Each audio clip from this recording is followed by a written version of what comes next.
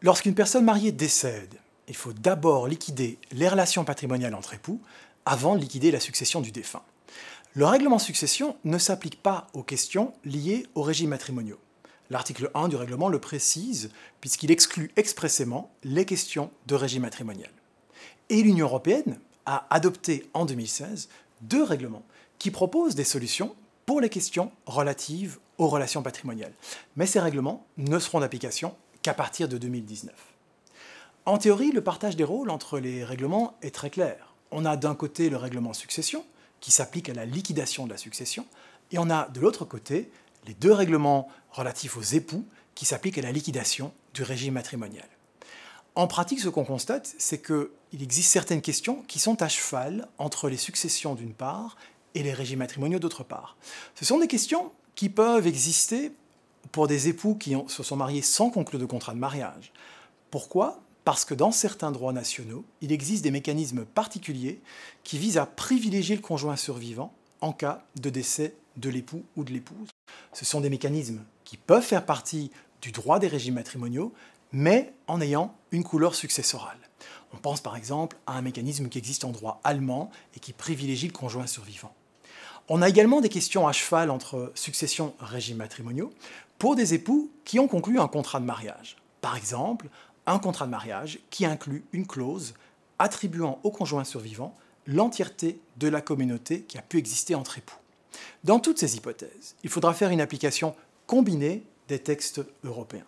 Et on peut se réjouir que l'Union européenne ait adopté différents textes qui couvrent les deux matières.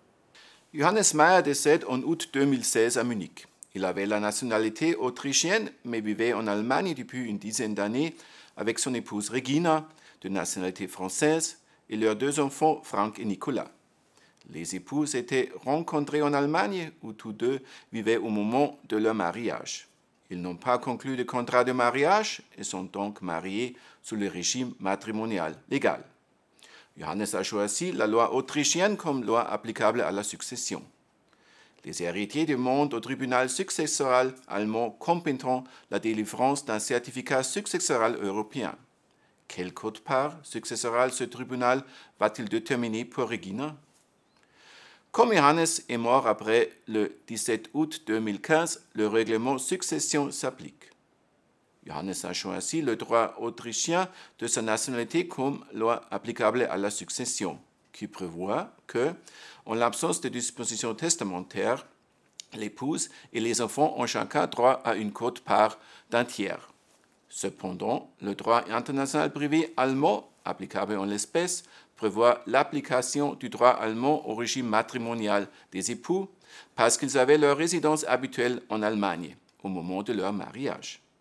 Pour les époux mariés sous le régime légal de participation aux acquis, le droit allemand prévoit une augmentation forfaitaire de la quote-part successorale de l'époux d'un quart en cas de terminaison du régime matrimonial par décès. Si on qualifie cette augmentation forfaitaire comme relevant du régime matrimonial, on parviendrait à une quote-part successorale totale de 7/12 pour l'épouse, ce qui est plus que ce à quoi elle aurait droit si l'on avait appliqué uniquement le droit allemand ou uniquement le droit autrichien. Dans un tel cas, les tribunaux allemands adaptent la quote-part du conjoint de manière à ce qu'elle n'excède pas ce à quoi il a droit en vertu de chacun des deux droits. Il reste à voir si, dans le cadre de la qualification autonome requise en application du règlement succession, des dispositions telles que le paragraphe 1371 du Code civil allemand qui prévoit une augmentation forfaitaire de la quote-part successorale en guise de compensation au titre du régime matrimonial seront considérées comme relevant du droit successoral ou du régime matrimonial. Cette question vient d'être soumise à la Cour de justice de l'Union européenne et nous serons donc fixés dans les années qui viennent.